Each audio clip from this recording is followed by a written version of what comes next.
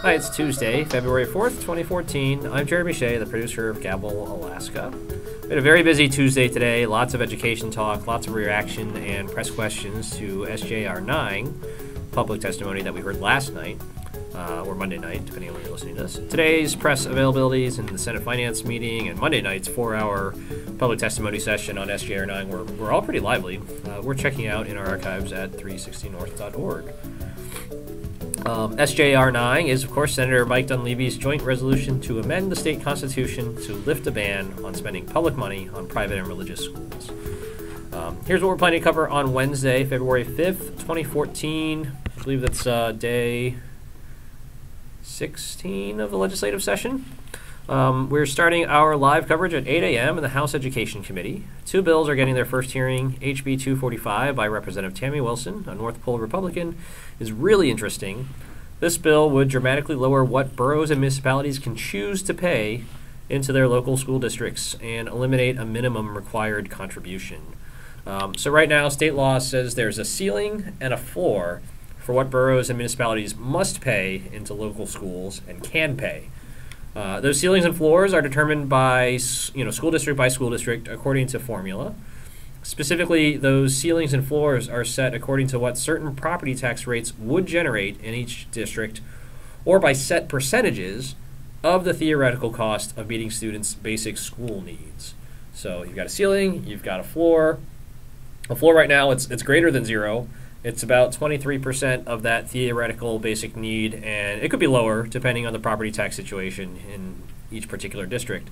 HB 245 would make the floor zero, so school districts or municipalities and boroughs would have more freedom to pay less than the required minimum, but it will also bring the ceiling down between 25% and 50% depending on the school district. So local school districts paying up to the ceiling now would no longer be able to do that. They'd have to pay less. And there's quite a few, I don't know if there's quite a few, but Juneau is one that I know pays up to the ceiling year after year after year. They hit the cap, as they call it. Ostensibly, Wilson says in her sponsor statement that this is a way of making the state shoulder the full burden in line with the state constitutional mandate that the state provide public schools. Some people have interpreted that constitutional mandate as meaning that municipalities and boroughs can't be required to pay, that it has to be, basically the state and the feds that pay for local schools, and there are lawsuits on just that issue. The other bill House Education has is another high school exit exam bill, HB 220. I don't get it. It seems kind of moot. Representative Paul Seaton had one in last year that passed the House and is through all of its Senate committee referrals now, waiting for a floor vote. The governor's got an exit exam repeal provision in his omnibus education bill too, so it's, I guess it's politics. At 9 a.m., more education bills are into the Senate Finance Committee. Yet another exit exam repeal bill. At 10 a.m., the Senate Dems are holding a press availability. We'll be covering the House floor session at 10:30 and the Senate floor session at 11. Still nothing substantive on either chamber's floor calendars. Governor Parnell is holding a press availability at 11:30 up on the third floor. Lunch hour gets busy. There's a Native Issues Forum that the Tlingit-Haida Central Council is putting on.